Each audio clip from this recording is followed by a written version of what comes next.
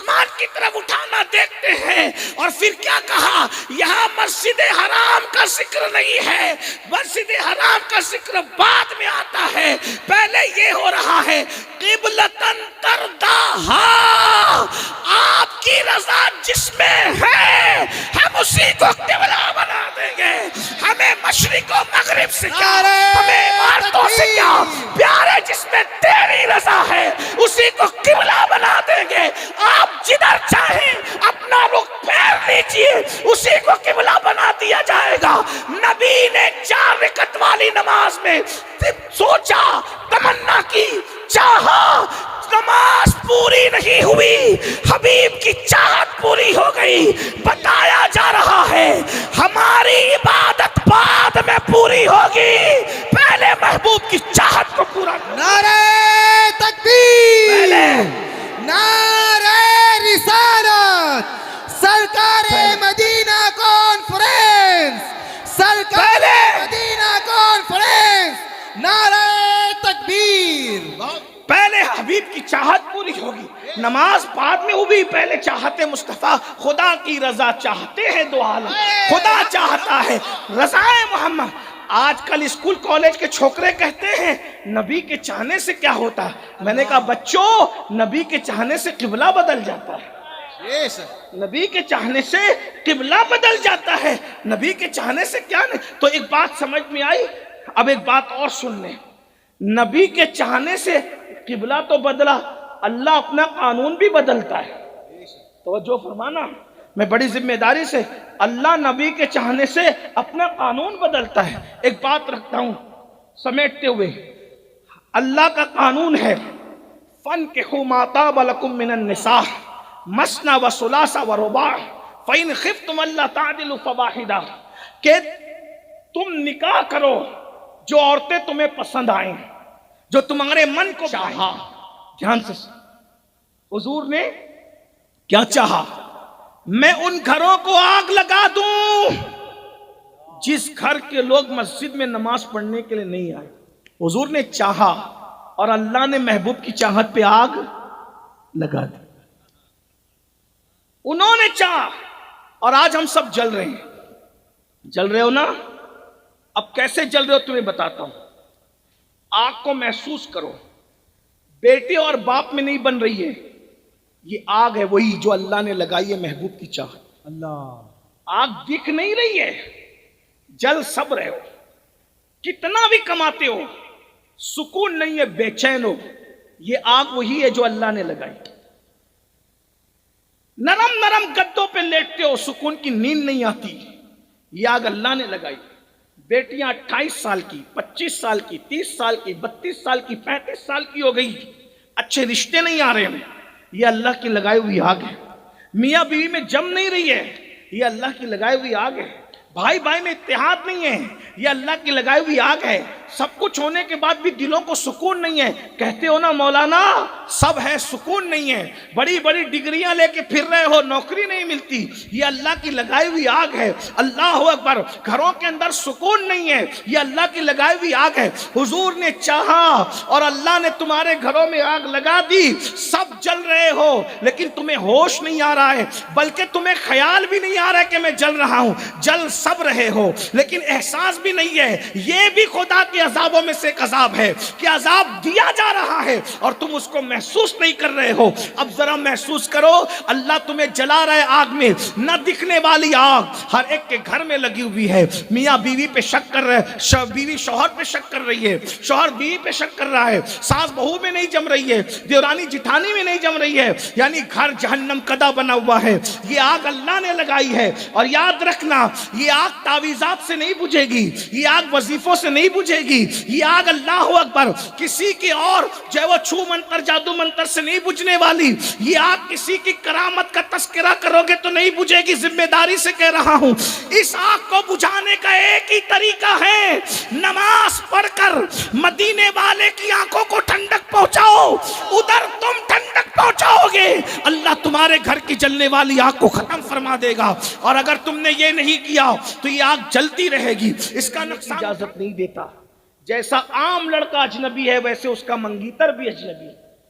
اور یہ جو منگیتروں کے ساتھ فوٹو نکل رہے، ویڈیو بن رہے، بائک پہ اور پارکوں میں گھوما جا رہا ہے، اور شادی سے پہلے سب کچھ ہو جاتا ہے اور بعد میں پھر کیا ہوتا ہے؟ بولے کہ اب تو یہ سمجھ میں نہیں آتی، ساری دنیا دیکھ چکی کہ اس کے ساتھ بائک پہ گھوم رہی تھی، جب شادی سے پہلے ہی چھوڑ دیا، اب اس کو اچھے رشتے نہیں آ سکتے۔ کیوں؟ آگ لگی، یہ ایسی آگ لگی کیونکہ تم نے شریعت رسول کو پیٹ کے پیچھے ڈالا۔ میرے بھائیوں، اور میں قوم کی بیٹیوں سے بھی کہتا ہوں، اے قوم کی بیٹی، اگر تجھے کوئی کہتا ہے کہ میں تیرے لیے آسمان کے تارے توڑ کے تیرے قدموں میں لا دوں گا تو میری ہو جا، اس ظالم کی بات پہ کبھی بھروسہ مت کرنا۔ کیوں؟ جو اپنی ماں کو پیار نہیں دے سکتا وہ تجھے کیا پیار دے گا؟ یہ تو نفسانی خواہشات کا شکار ہے، یہ تو شیطان بن کے تیرے پاس آ رہا ہے، یہ تو بھورا بن کے تیرے پاس ایسے ہی آ رہا ہے جیسے کوئی پھول کے پاس بھورا جاتا ہے اور اس کے رس کو چوس لیتا ہے، دوبارہ اس پہ توجہ نہیں کرتا۔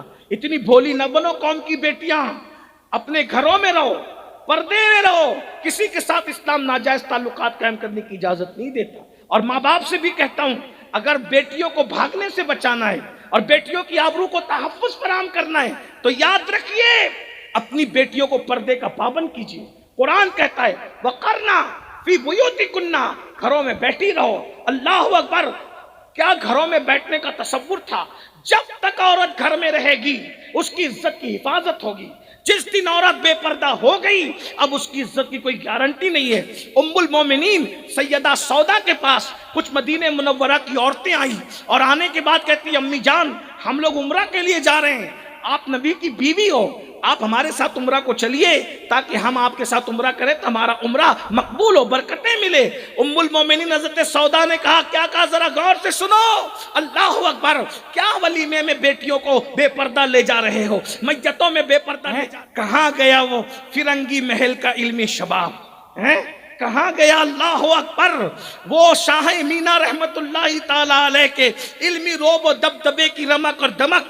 کہاں گیا اللہ اکبر وہ لکھنؤ کے بڑے بڑے مفتیوں کی اللہ اکبر فضل خیر آبادی جیسے کہ فتوے کی رمق اور دمک آج تک جو پوری دنیا میں محسوس کی جا رہی ہے وہ لکھنؤ ہی کا تو حصہ تھا؟ اللہ اکبر! ملا نظام الدین کے علم کی رمق کہاں گئی؟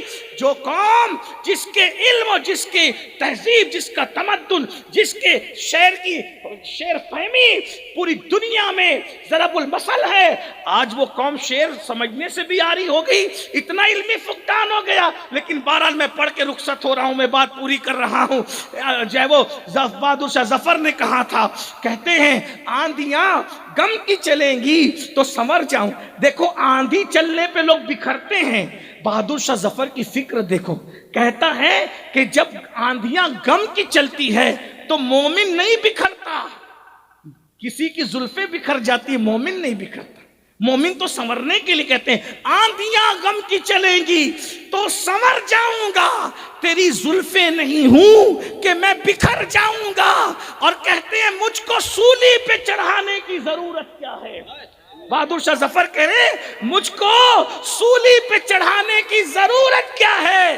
میرے ہاتھوں سے قلم چھین لو مر جاؤں گا، میرے ہاتھوں سے قلم چھین لو۔ پتہ چلا موبائل لے کے جینے والوں، موبائل میں زندگی نہیں ہے، زندگی تو قلم میں ہے۔ زندگی بھی باتیں ہیں اور مولوی لوگ اسی طریقے کی باتیں کرتے ہیں۔ جب وہ جنت کا ذکر آتا ہے تو کبھی حوروں کا ذکر کرتے ہیں، کبھی نہروں کا ذکر کرتے ہیں، کبھی باغات کا ذکر کرتے ہیں، اور معاذ اللہ وہ یہ کہتے نظر آتے ہیں کہ ہمیں سبز باغ دکھائے جاتے ہیں۔ کسی کہنے والے نے تو یہاں تک کہہ دیا سرفرے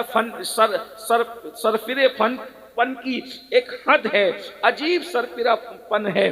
کہتا ہے کہ ہم کو معلوم ہے جنت کی حقیقت، لیکن ہم کو معلوم ہے جنت کی حقیقت، لیکن دل کو بہلانے کے لیے غالب یہ خیال اچھا ہے۔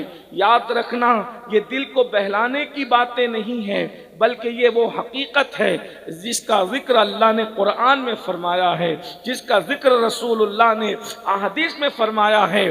جنت ہے، اور ایک بات یاد رکھنا مصطفیٰ جان رحمت نے تو جنت کو دیکھا ہے، اللہ کے رسول نے تو جنت کو دیکھا ہے اور جنت میں گئے بھی ہیں اور جنت سے واپس بھی تشریف لائے ہیں اور اپنے آگے آگے کسی کے قدموں کی آہٹ کو بھی سنا ہے۔ یہ ایک الگ سا عنوان ہے۔ اللہ کا ارشاد ہوتا ہوتا ہے ان الابرار لفی نعیم و ان الفجار لفی جہیم، کہ اللہ رب العزت نے نیکوں کے لیے جنت رکھی ہے اور اپنے نافرمانوں کے لیے جہنم رکھی ہے۔ اگر انسان جنت پر ایمان لے آئے تو یقیناً حصول جنت کے لیے ہی صحیح وہ کچھ اچھے کام کرے گا۔ حالانکہ ہمارا مطمع نظر اہل عشق کا جنت نہیں ہے بلکہ اللہ کی رضا ہے، رضا الہی کے لیے ہم کرتے ہیں، رضا رسول کے لیے ہم کرتے ہیں، مگر بہرحال اور پھر اس کے بعد اگر حقیقت جہنم کو لوگ اس پر ایمان لے آئیں اور جہنم کے عذاب کو محسوس کر لیں تو انسان کم سے کم تصور سزا کے اندر ہی اپنے آپ کو گناہوں سے روکنے کی کوشش کریں۔ اس آیہ کریمہ میں جس کی میں نے تلاوت کی ہے اس میں اللہ تبارک و تعالیٰ نے ایمان والوں کو دو چیزوں کا حکم دیا ہے اور جہنم کا تذکرہ فرمایا ہے۔